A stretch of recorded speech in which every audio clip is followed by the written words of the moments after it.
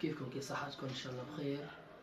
حبيت اطلع بمقطع فيديو حتى اعرف عن شخصيتي، لان اول ما سويت القناه ما طلعت بمقطع فيديو.